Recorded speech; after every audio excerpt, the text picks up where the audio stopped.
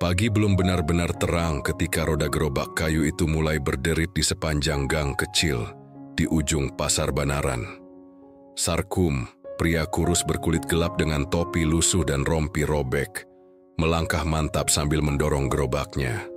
Di dalamnya, karung goni besar menggantung, siap menampung apa saja yang bisa ia jual. Botol plastik, kaleng bekas, kawat-kawat tua, dan kadang serpihan besi yang diselamatkan dari tumpukan sampah.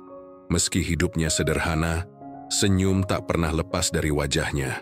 Di jalan itu, ia sudah dikenal semua orang. Bu Atik, pedagang pecel langganan, selalu menyapanya dengan semangat. "Kum, botolnya ada, ambil aja yang di belakang ya." "Siap, Bu Atik. Semoga laris dagangannya ya," jawab Sarkum sambil membungkuk sopan. Ia bukan sekadar tukang rongsok. Sarkum adalah pendengar yang baik, penolong yang cepat tanggap, dan yang terpenting, ia jujur. Kalau ada besi tua yang masih layak pakai, ia akan mengembalikannya. "Saya nggak mau makan barang haram, Bu. Biar sedikit asal halal," ucapnya suatu hari pada Bu Atik yang membuat wanita itu terharu. Sekitar jam 9, Sarkum biasa menyudahi keliling dan pulang ke rumah kontrakan kecil di pinggir gang. Rumah itu berdinding triplek dan seng di beberapa bagian, namun selalu bersih dan rapi. Di dalamnya sudah menunggu Sarmi, istrinya. Wanita manis berwajah tenang, yang tak pernah mengeluh meski hidup pas-pasan. "Capek, Mas?" Sarmi menyambut dengan secangkir teh hangat. "Enggak, Sar. Alhamdulillah dapat banyak hari ini." Bu Atik ngasih botol sekarung, sama ada kaleng-kaleng dari Pak Win, jawab Sarkum sambil duduk di lantai dan membuka ikat pinggang dari tali rafia. Sarmi tersenyum. Ia tahu suaminya selalu mencoba menyembunyikan lelahnya. Tapi dari mata sayu dan tangan, kapalan itu ia bisa membaca banyak hal. Ia pun duduk di sampingnya, menyandarkan kepala di bahu lelaki yang telah memilihnya. Meski tanpa mahar besar, tanpa pesta meriah, hanya dengan janji setia dan segelas air putih saat ijab kabul. Mereka tidak punya banyak, tapi cukup untuk bahagia. Siang, itu seperti biasa mereka makan bersama di lantai. Nasi putih, tempe goreng, sambal terasi, dan daun singkong rebus. Sarmi menyuapi suaminya sesekali, dan keduanya tertawa ketika Sarkum tersedak karena sambalnya terlalu pedas. "Nanti sore, aku mau ke lapak Bumina. Katanya ada besi tua dari bengkel suaminya. Siapa tahu bisa aku jual ke pengepul minggu depan," kata Sarkum. Sarmi mengangguk. "Mas, aku yakin suatu hari kita pasti punya lapak sendiri. Enggak perlu keliling terus dorong gerobak. Mas bisa jadi bos rongsok. Aku bantuin catat-catat." Sarkum tertawa kecil, mengusap kepala istrinya lembut. "Amin. Kalau rezekinya ada ya pasti jalan. Tapi asal kamu bahagia sama aku udah cukup." Di luar, suara anak-anak bermain layang-layang terdengar bersaut-sautan. Angin sore meniup lembut membawa harapan kecil di rumah itu. Sementara tetangga di kanan kiri kadang masih memandang rendah pekerjaan Sarkum. Mereka tak pernah peduli. Malamnya saat bulan menggantung rendah, Sarkum duduk di depan rumah, menatap langit. Di sebelahnya, gerobak kayu kesayangannya bersandar, diam. Di dalam hatinya, ia tahu perjuangannya belum selesai. Tapi selagi masih ada napas, ia akan terus melangkah. Yang ia tidak tahu adalah bahwa dalam beberapa hari ke depan, hidupnya akan berubah. Sebuah nama dari masa lalu akan datang membawa badai. Dan itu adalah ayah mertuanya sendiri. Nama yang sudah lama tak disebut dalam rumah kecil itu. Bukan karena lupa, tapi karena Sarmi sendiri lebih memilih diam setiap kali Sarkum bertanya soal Ayanjung. Bagi Sarmi, menyebut nama Pak Romdani sama saja membuka luka yang belum kering. Tapi sore itu, ketika langit mulai berganti jingga, sebuah surat datang, dikirim lewat tangan Pak RT, tertulis rapi dalam amplop lusuh. "Dari Bapak, Mas," kata Sarmi pelan. Sarkum membaca cepat. Hanya 2 baris. "Aku mau datang, siapkan tempat, tidur." Tanpa sapaan, tanpa salam. Bahkan tak ada tanda tanya dalam kalimatnya. "Ya sudah, kita sambut baik aja, Sar," ujar Sarkum dengan senyum paksa. Namanya orang tua, mau gimana pun, kita harus hormati. Sarmi hanya mengangguk, tapi dalam hatinya ada gelisah yang tak bisa ia jelaskan. Rumah kontrakan mereka sebenarnya tak layak disebut rumah, lebih mirip gubuk semi permanen.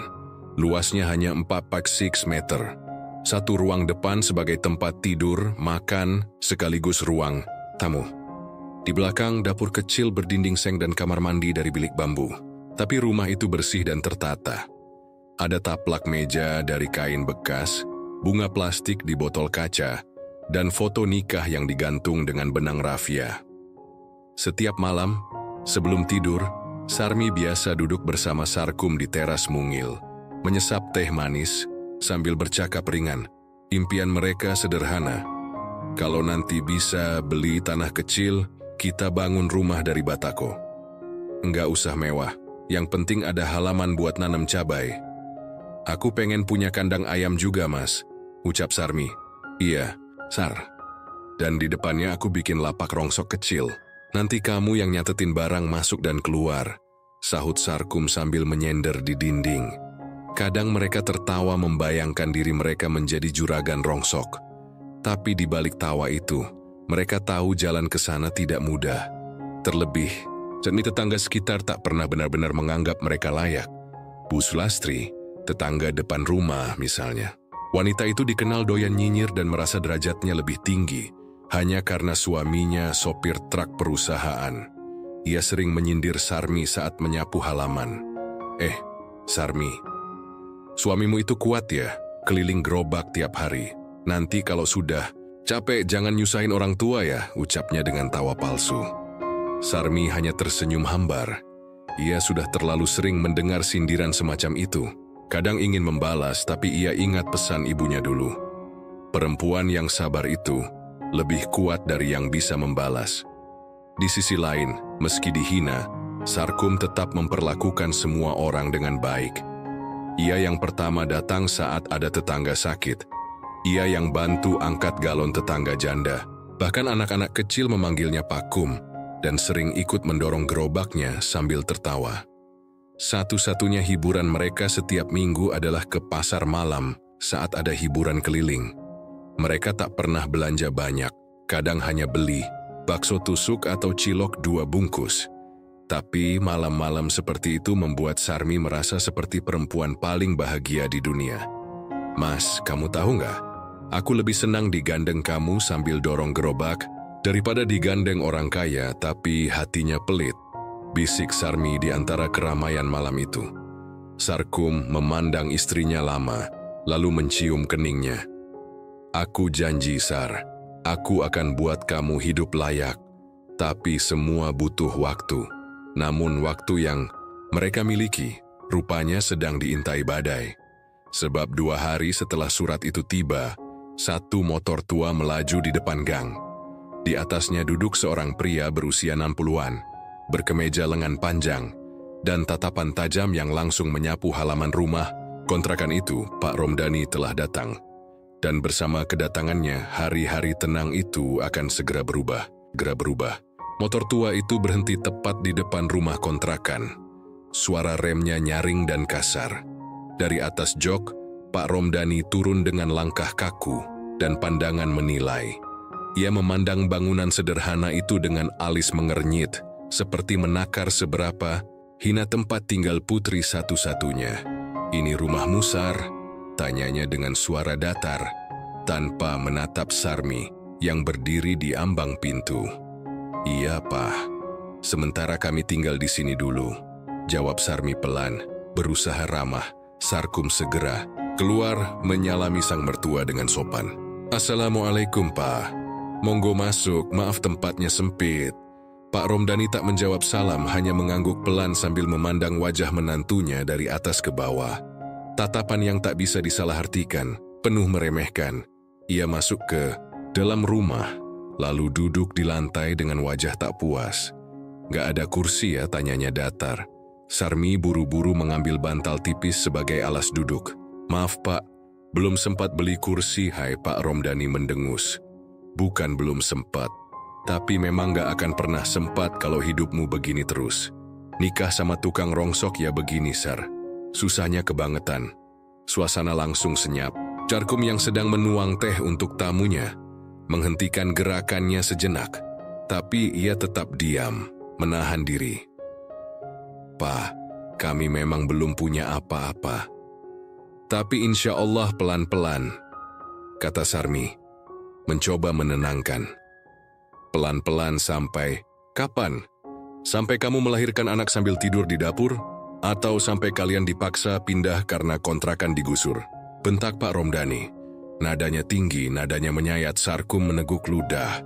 Ia menunduk, tangan masih memegang gelas teh yang belum sempat disuguhkan. Tapi tak ada amarah di wajahnya, hanya sepotong luka kecil yang mengendap dalam dada. "Bapak, istirahat dulu ya. Nanti malam kami siapkan makan. Tehnya ini, Pak," ucap Sarkum sambil menyodorkan gelas. Pak Romdani tak menjawab.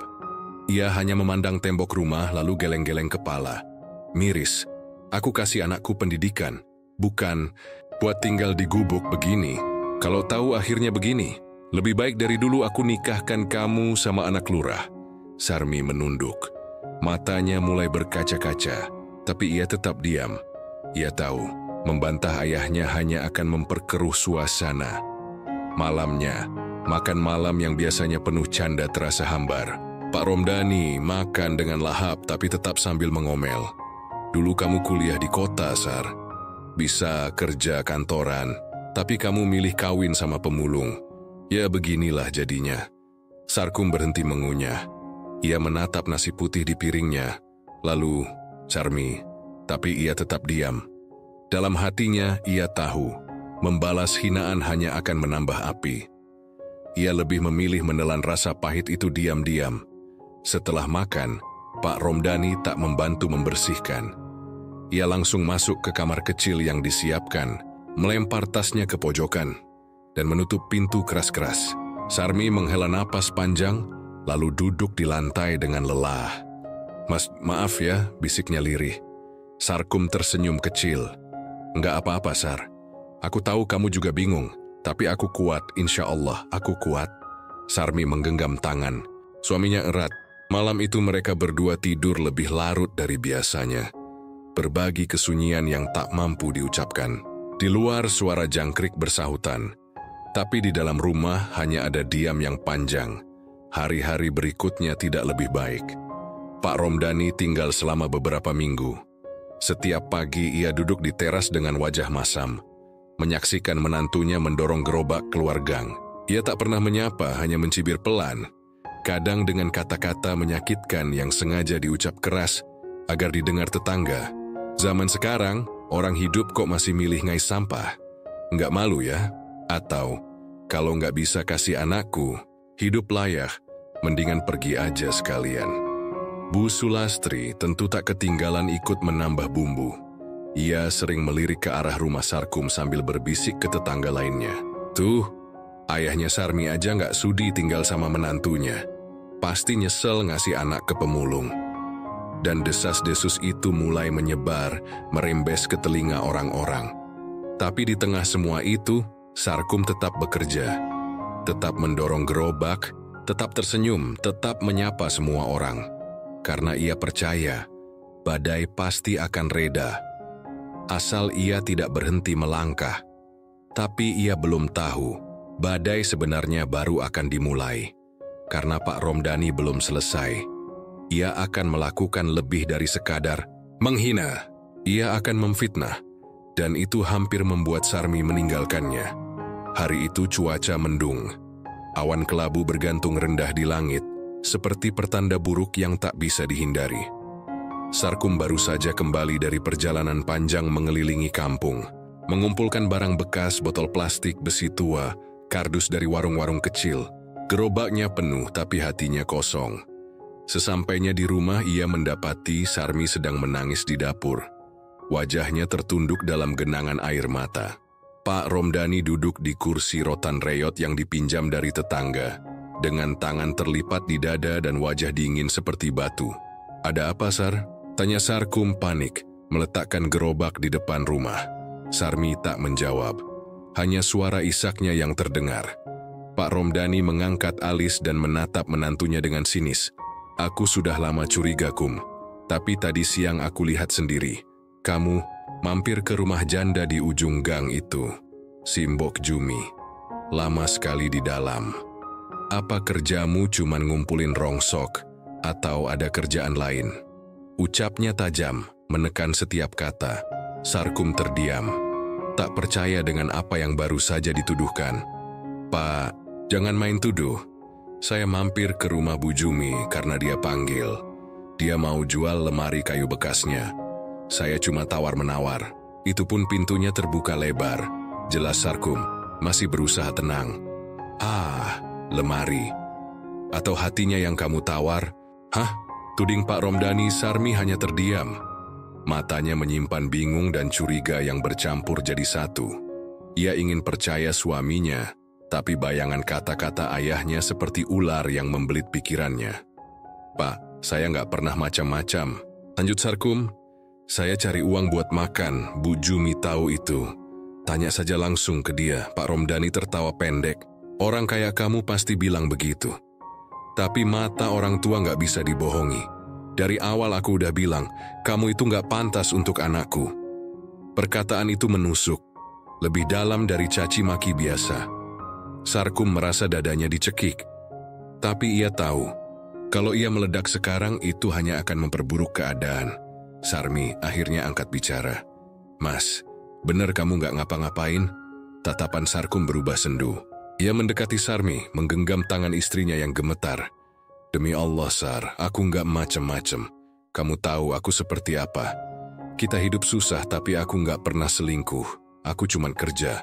Demi kamu, demi masa depan kita. Sarmi memejamkan mata. Butuh waktu baginya untuk menyingkirkan keraguan yang ditanam ayahnya. Tapi ia tahu siapa suaminya. Ia tahu, Sarkum mungkin miskin, tapi bukan pembohong.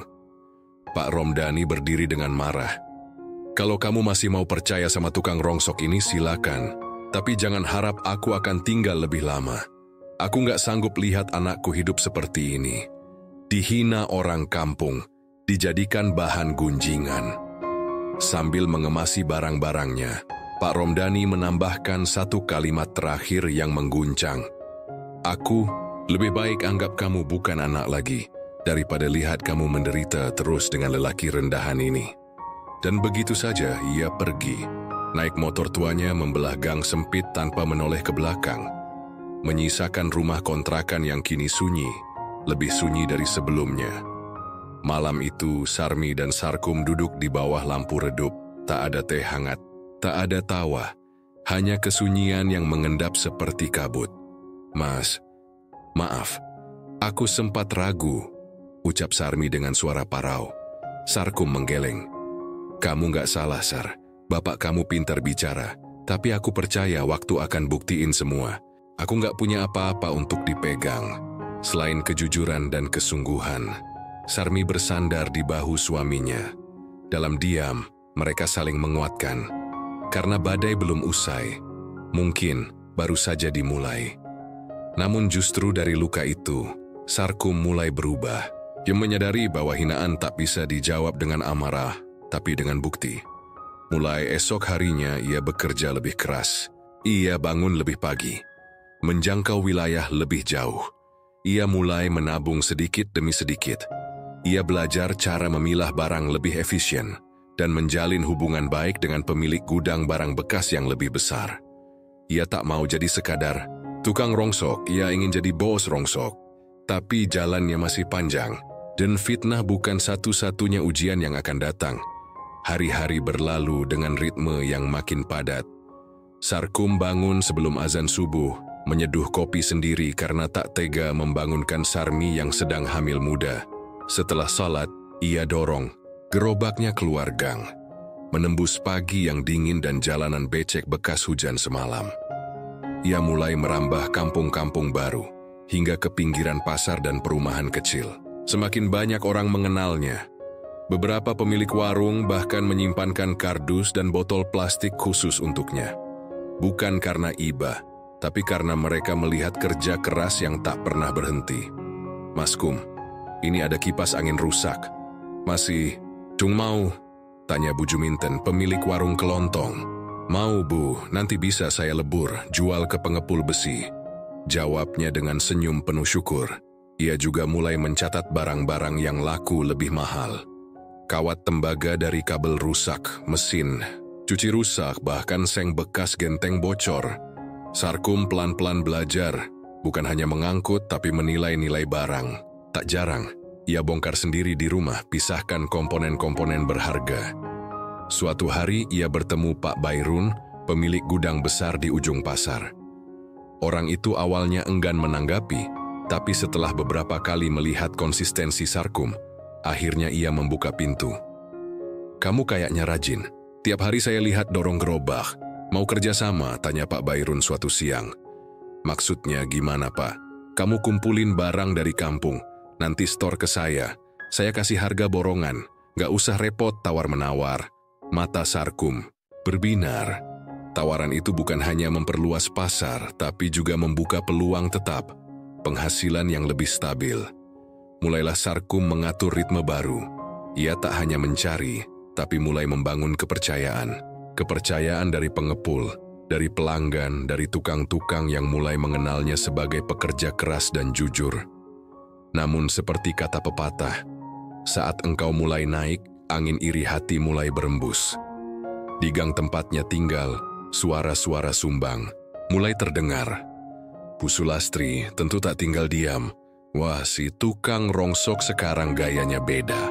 Celana baru ya, jangan-jangan dia main dukun, bisiknya ke Bu Rini. Bisa jadi. Dulu miskin, sekarang sok-sokan. Pasti ada yang gak beres. Sarkum tak menanggapi. Ia tahu, energi harus disimpan untuk hal yang lebih penting. Tapi bukan hanya tetangga yang mulai merasa terganggu. Ayah mertuanya pun dari kejauhan mendengar kabar bahwa Sarkum tiba-tiba naik daun.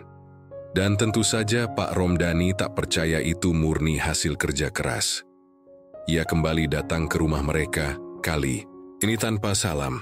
Langsung masuk dan menggeledah dapur. Kamu main judi ya? Tanyanya ketus, apa Pak?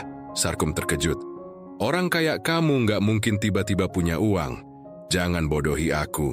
Ngaku, kamu dapat uang dari mana? Sarmi yang kini sedang hamil 5 bulan berusaha menenangkan ayahnya.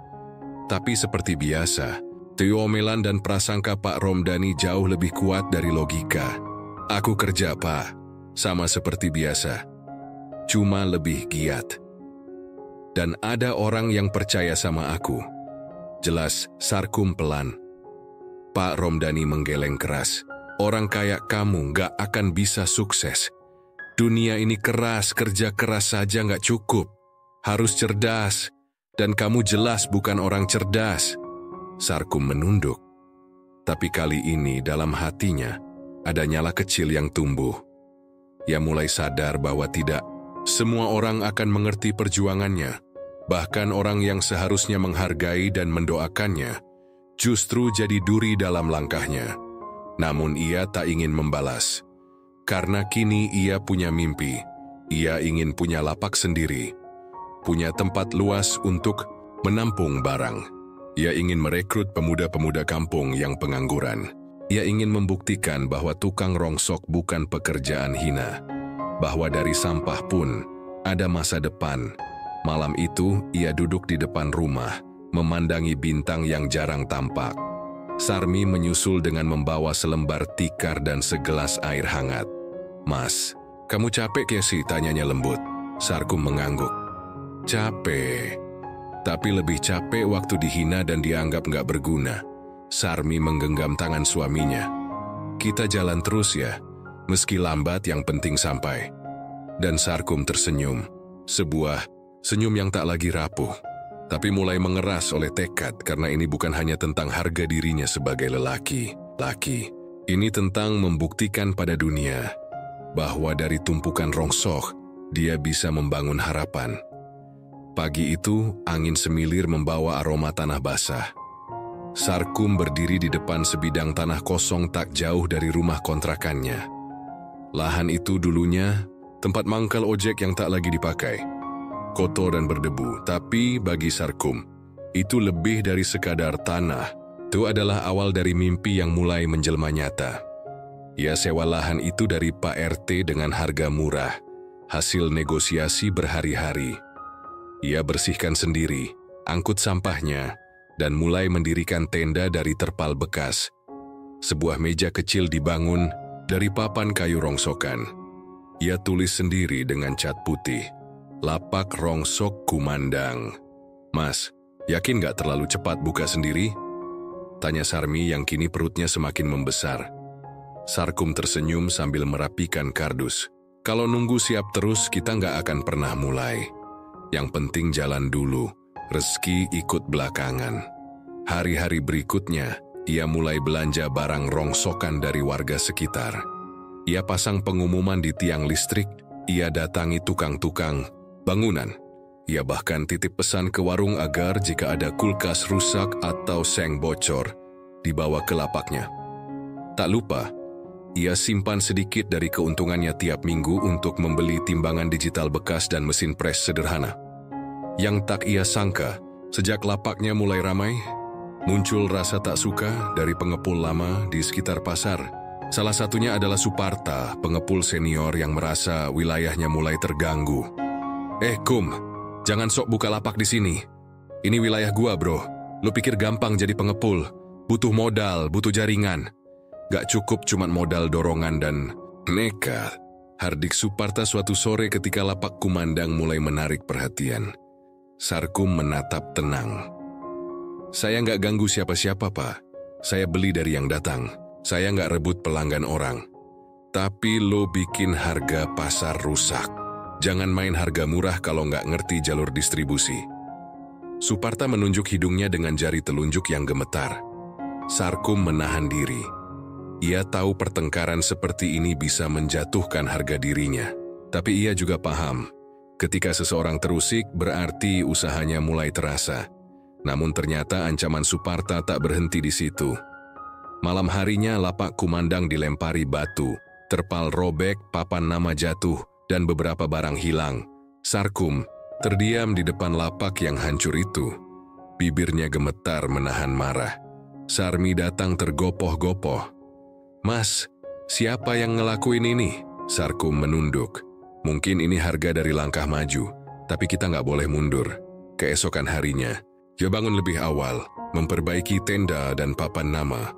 Ia tak lapor ke polisi. Ia tak balas. Ia tahu ini bukan soal siapa yang menang adu jotos, tapi siapa yang paling tahan menghadapi tekanan. Dan di tengah kehancuran itu, datang pertolongan kecil tak terduga. Seorang pemuda bernama Mabrur, mantan tukang parkir yang kehilangan pekerjaan, datang, menawarkan diri membantu. "Mas, saya mau kerja, gaji terserah. Yang penting halal," katanya sambil menggenggam topi lusuh di tangannya. Sarkum memandang matanya. Ada kesungguhan di sana. Ia tahu rasanya dilihat sebelah mata, maka ia putuskan memberi Mabrur kesempatan. Sejak hari itu, lapak Kumandang jadi 2 kali lebih hidup. Barang yang datang makin banyak karena warga mulai percaya. Mabrur cekatan memilah barang dan bersikap sopan pada pembeli. Namun kejadian di minggu ketiga kembali menguji hati Sarkum. Pak Romdani datang diam-diam, berdiri di seberang jalan, melihat lapak itu dari jauh. Rautnya tak menunjukkan bangga, hanya sinis dan dingin. "Hebat ya, sekarang punya pegawai. Tapi jangan senang dulu. Bapak dengar kamu sekarang jualan barang curian," ucapnya tanpa aba-aba. Sarkum terkejut. "Apa maksud Bapak? Motor bekas yang kamu beli dari anak kampung sebelah itu ternyata barang hilang." Warga sana ngamuk. Sarkum tersentak. Ia tak tahu, motor rusak yang ia beli dari seseorang bernama Dodi ternyata tanpa surat. Ia pikir itu benar-benar barang bekas. Tak butuh waktu lama, warga kampung sebelah datang ke lapaknya menuntut penjelasan. Meskipun Sarkum sudah minta maaf dan bersedia mengganti rugi, tuduhan itu mencoreng nama baiknya. Sekali lagi, fitnah datang. Dan kali ini, lebih memukul karena melibatkan hukum. Pak Romdani hanya berdiri, melihat dari jauh dengan senyum mengejek. "Sudah kubilang, kamu itu bukan siapa-siapa." Makin naik, makin keras jatuhnya. Tapi Sarmi berdiri di samping suaminya. "Mas gak salah, Mas cuma kurang hati-hati. Kita bersihin nama Mas sama-sama." Dan sekali lagi Sarkum menunduk, bukan karena kalah, tapi karena sedang menyiapkan diri untuk bangkit lebih tinggi lagi. Karena ia tahu, mimpi tak pernah tumbuh di tanah yang tenang. Tapi dari lumpur caci maki dan badai cobaan, muncul tekad yang makin menguat minggu-minggu setelah insiden motor bekas itu. Berlalu dengan perasaan yang masih getir, lapak kumandang pun harus berjuang merebut kembali kepercayaan masyarakat. Setiap pagi, Sarkum membuka gerbang lapaknya lebih awal dari biasanya. Di balik senyum yang terukir di wajahnya, tersimpan kepedihan dan kekhawatiran akan noda yang sempat menodai namanya. Ia merasa reputasinya seolah terancam, dan setiap pelanggan yang lewat harus diyakinkan bahwa ia tetap jujur dalam setiap transaksi. Di saat itulah Mabrur, pemuda pekerja yang baru bergabung, mulai menunjukkan kesetiaan yang luar biasa. Dengan cekatan ia memastikan setiap barang yang masuk dan keluar dicatat dengan teliti. Ia pun menawarkan ide-ide sederhana untuk meningkatkan pelayanan, seperti membuat buku catatan harian penjualan dan memberikan tanda terima kepada pembeli. "Mas, kalau ada pelanggan ragu, bukti tertulis pasti bisa menenangkan hati mereka," ujarnya sambil menyeka keringat di dahinya.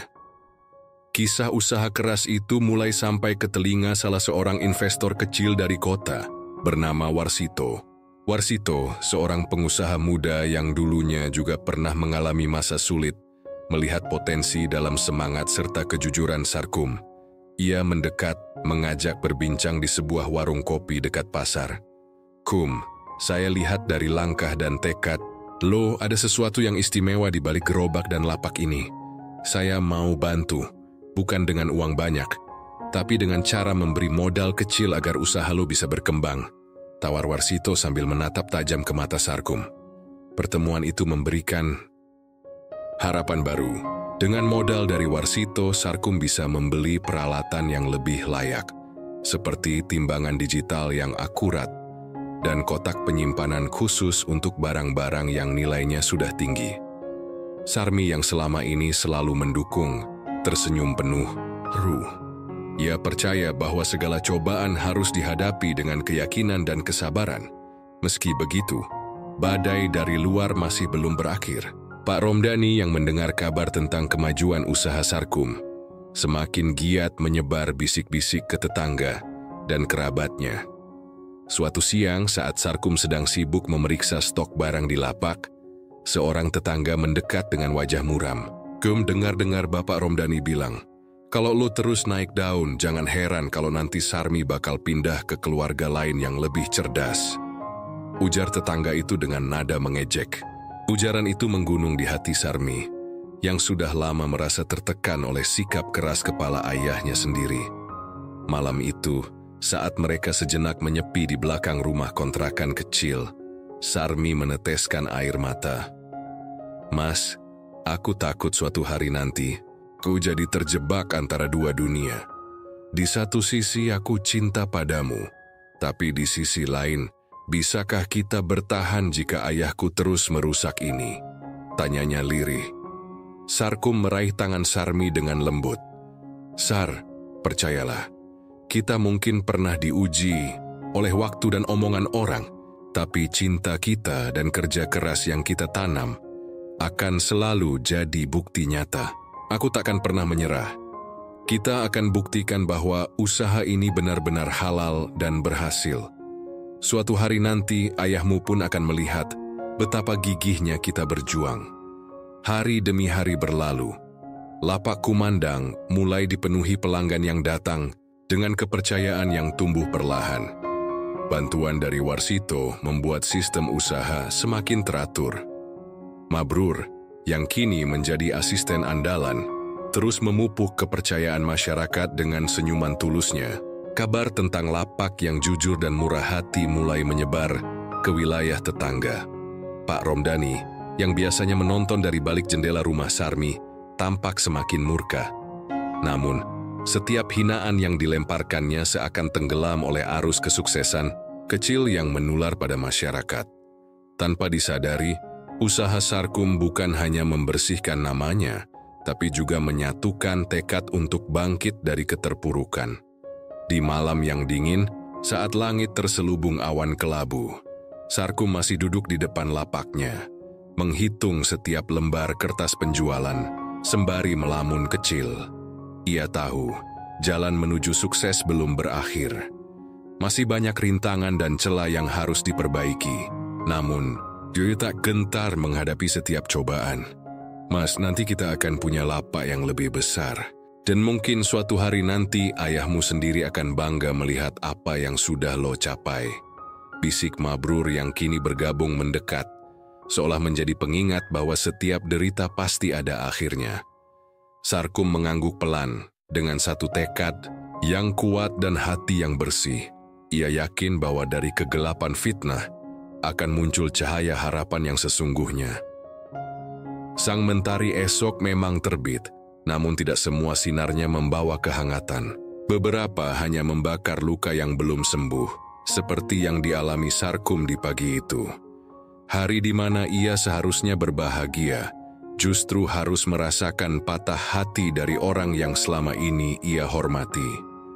Hari itu adalah hari kelahiran anak pertamanya. Sarmi melahirkan dengan selamat di bidan desa, setelah proses yang cukup panjang dan melelahkan. Bayi perempuan mungil itu menangis pelan saat digendong pertama kali oleh Sarkum. Tangannya kecil, matanya masih terpejam rapat. Sarkum tak bisa menahan air mata saat memandangi darah dagingnya sendiri. Sarmi, ini hadiah dari Tuhan buat kita, bisiknya di telinga istrinya yang masih terbaring lemah. Kabar kelahiran ini segera menyebar, dan tetangga-tetangga mulai berdatangan ke rumah kontrakan mereka membawa bingkisan seadanya. Bahkan Pak RT dan beberapa tetua kampung ikut menjenguk. Suasana haru menyelimuti rumah sederhana itu. Semuanya terlihat sempurna, hingga sosok yang dinanti datang membawa badai. Pak Romdani muncul di ambang pintu tanpa senyum, ditemani kakak perempuan Sarmi, Bu Winarsi. Ia berdiri lama di depan ranjang tempat Sarmi terbaring, lalu mengedarkan pandangannya pada rumah yang sempit dan pengap. Ini yang kau sebut rumah, Sar. Bayimu baru lahir tapi dibaringkan di dekat tumpukan barang rongsokan. Sindirnya dengan suara tajam, membuat beberapa tamu terdiam kikuk. Sarmi mencoba menjawab, "Ayah, kami belum mampu beli rumah besar, tapi ini bersih dan anak kami sehat." Namun jawaban itu hanya membuat wajah Romdani makin gelap. Kalau kau dulu nurut sama ayah menikah dengan Wirya, anak Pak Camat itu, kau tidak akan begini, tidak akan melahirkan di rumah kontrakan, dengan laki-laki pemungut sampah yang kerjanya keliling bawa karung. Ucapannya menghantam seperti palu. Tamu-tamu yang hadir hanya bisa menunduk, sebagian pamit satu persatu, tak ingin ikut dalam drama keluarga itu. Sarkum yang dari tadi diam mencoba menahan diri. Tapi ketika Pak Romdani menoleh padanya dengan tatapan menghina, hatinya tak bisa lagi ditahan. "Pak, saya tahu saya ini bukan menantu yang Bapak harapkan. Tapi setidaknya, saya selalu berusaha menjadi suami dan ayah yang bertanggung jawab. Saya tidak mencuri, tidak memalak. Saya kerja dari pagi sampai malam demi anak Bapak juga," ujar Sarkum. Suaranya bergetar. Romdani meludah ke lantai. "Kerja itu bukan kerja. Itu mengais remah hidup dari orang-orang kaya. Hidupmu gak akan pernah cukup buat bahagiakan anakku, apalagi cucuku." Kata-kata itu membuat Sarmi menangis. Tangannya menggenggam tangan Sarkum erat, seolah memohon padanya untuk tidak membalas lebih keras. "Saya tidak akan pernah cukup di mata Bapak, saya tahu itu. Tapi biarkan saya membuktikan, bukan pada Bapak tapi pada anak saya, bahwa ayahnya bukan pecundang," ujar Sarkum dengan suara pelan tapi tajam. Pak Romdani mendengus, lalu pergi begitu saja tanpa pamit, meninggalkan suasana yang beku dan hati yang remuk. Malam itu, Sarmi hanya bisa memeluk bayi mereka dan berkata lirih, "Maaf, Mas, karena aku anak dari orang seperti itu." Sarkum memeluk istri dan anaknya. "Jangan minta maaf, Sar, kita bukan produk dari orang tua kita. Kita akan ciptakan hidup yang lebih baik untuk anak kita." Untuk diri kita sendiri, hari-hari Paskah, kelahiran menjadi masa refleksi yang dalam bagi Sarkum. Ia menyadari bahwa rasa sakit yang ditanam oleh ayah mertuanya bukan lagi tentang dirinya saja, tapi sudah menyentuh hati istri dan anaknya. Ia tahu ia tidak boleh menyerah. Tidak boleh hanya jadi lelaki sabar yang terus memendam. Kini saatnya bangkit lebih tinggi. Dengan bantuan Warsito, ia mulai merancang rencana membuka lapak cabang. Ia melihat peluang besar di kampung sebelah yang belum punya pengepul tetap. Ia ajak Mabrur berdiskusi. Kita harus berani melebarkan sayap, tapi tetap jaga kualitas dan kejujuran. Sekali kita tergelincir, kepercayaan itu susah kembali. Mabrur mengangguk penuh semangat. Saya siap. Mas, kita mulai dari bawah, kita buktikan bisa sampai atas. Namun bayangan Pak Romdani terus menghantui. Seakan setiap langkah maju yang diambil Sarkum akan selalu dicurigai, dicela, dan ditertawakan. Tapi di balik semua itu, ada sesuatu yang juga tumbuh. Kekuatan hati yang perlahan berubah menjadi keyakinan. Sarkum mulai menyadari bahwa kebencian Pak Romdani mungkin bukan sekadar soal status sosial, tapi tentang harga diri seorang ayah yang merasa gagal melindungi putrinya dari hidup yang dianggapnya hina. Tapi biarlah, ia tidak lagi punya waktu untuk memikirkan bagaimana membuat ayah mertuanya suka. Yang penting sekarang adalah anaknya, masa depannya, dan keberlangsungan usaha yang kini mulai memberi harapan. Ia menatap bayi mungil itu di pelukannya, lalu berbisik, "Nak, ayah mungkin bukan orang kaya, tapi suatu hari nanti kamu akan bangga jadi anak tukang rongsok." Janji itu bergema dalam hati Sarkum, membakar semangatnya untuk terus maju.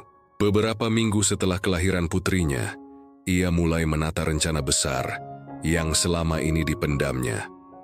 Membuka cabang lapak rongsok di kampung sebelah. Kampung itu memang terkenal dengan potensi barang rongsok yang melimpah. Tetapi belum ada pengepul resmi yang menetap. Banyak warga hanya menjual barang rongsoknya secara sporadis, tanpa kepastian harga dan kepercayaan. Sarkum melihat kesempatan emas di situ. Dengan modal yang sedikit tapi penuh harapan, Sarkum dan Mabrur berangkat pagi-pagi, meninjau lokasi. Mereka memilih sebuah tanah kosong di dekat pasar tradisional yang ramai. Kalau kita bisa mengamankan lokasi ini, orang-orang pasti akan datang.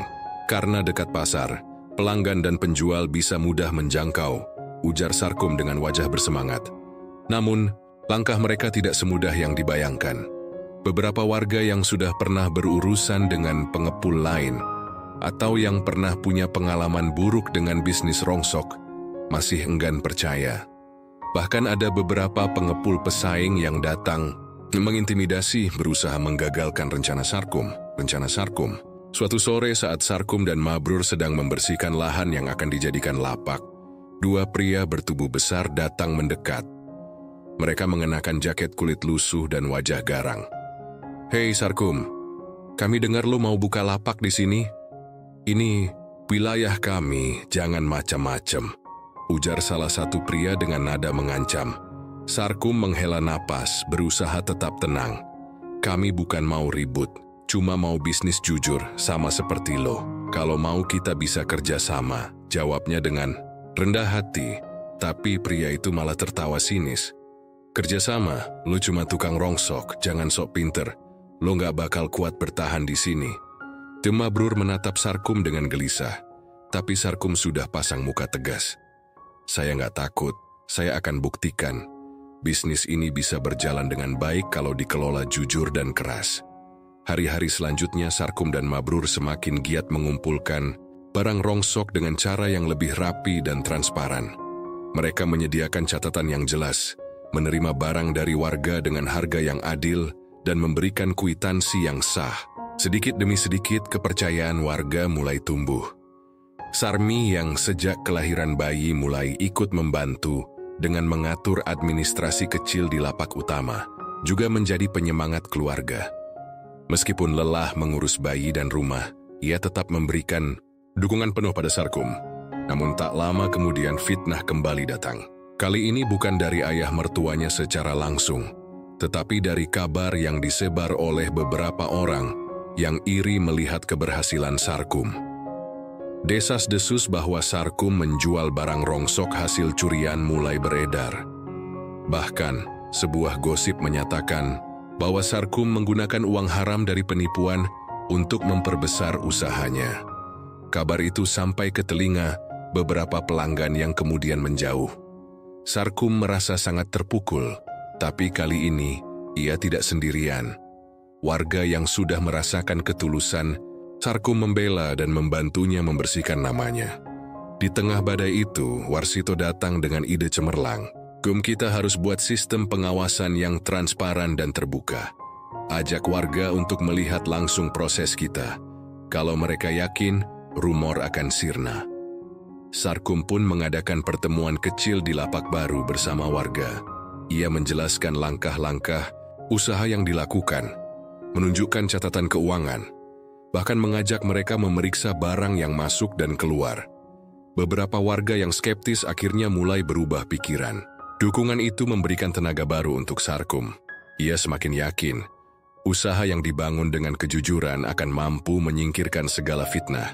Namun, di balik itu semua, tekanan keluarga dari pihak istri masih terasa berat. Pak Romdani tetap menolak melihat menantunya sebagai seorang yang pantas. Sarmi sering menangis diam-diam, merasa terjebak antara cinta pada suami dan tekanan dari keluarganya sendiri. Sarkum pun harus menyeimbangkan semuanya. Usaha yang semakin berkembang, keluarga yang membutuhkan perhatian, dan tekanan sosial yang tak kunjung usai. Suatu malam, setelah semua orang tidur, Sarkum duduk termenung memandang langit gelap dari halaman lapak. Ia merasakan lelah yang luar biasa. Namun ada pula api semangat yang terus membara. Ini bukan cuma soal rongsok, bisiknya pada diri sendiri. Ini soal harga diri. Tentang membuktikan bahwa aku bisa lebih dari sekadar tukang rongsok yang dihina. Untuk Sarmi, untuk anak kita, dan untuk masa depan. Langkahnya mungkin masih jauh, tapi kini ia tahu. Setiap perjuangan punya waktunya sendiri. Dan waktunya untuk bersinar telah mulai tiba. Setelah berbulan-bulan berjuang melawan fitnah, tekanan keluarga, dan tantangan bisnis, Sarkum mulai menuai hasil kerja kerasnya. Lapak rongsok cabang kedua telah berjalan lancar dan omsetnya mulai meningkat. Beberapa karyawan mulai dipekerjakan untuk membantu operasional. Ia bahkan berencana membuka cabang ketiga. Namun kejayaan itu tidak datang tanpa ujian terakhir yang paling berat. Suatu hari, Pak Romdani datang ke lapak Sarkum, membawa wajah dingin dan suara berat. "Sarkum, aku datang bukan untuk menghina atau merendahkanmu lagi. Aku datang karena kau sudah membuktikan sesuatu. Tapi ingat, aku tetap ayah Sarmi, dan aku ingin yang terbaik untuknya."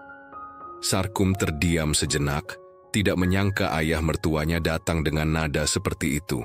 "Apa yang ayah inginkan?" Pak Romdani menghela napas panjang. "Aku ingin kau jujur. Jangan sampai kau membohongi Sarmi atau anakmu demi uang dan nama.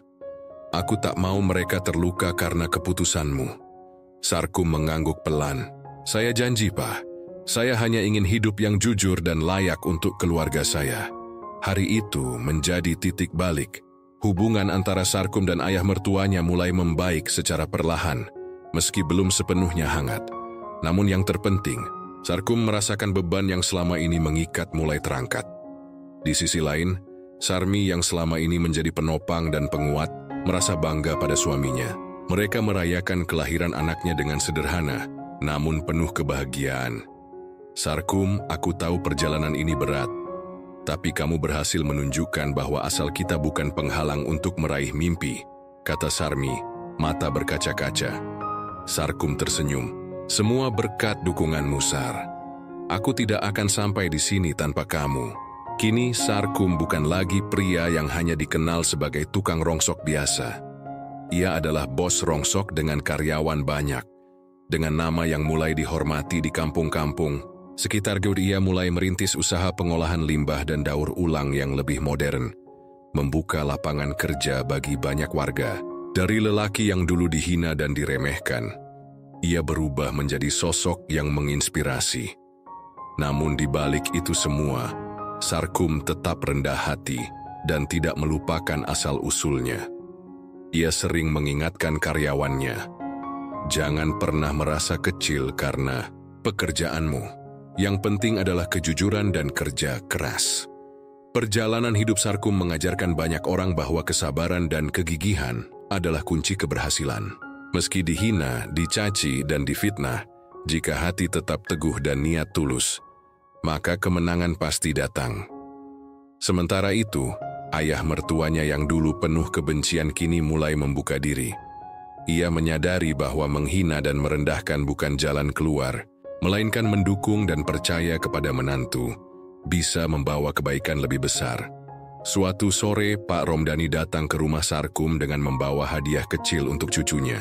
Dengan suara bergetar, ia berkata, "Nak, ayah minta maaf atas segala sikapku selama ini.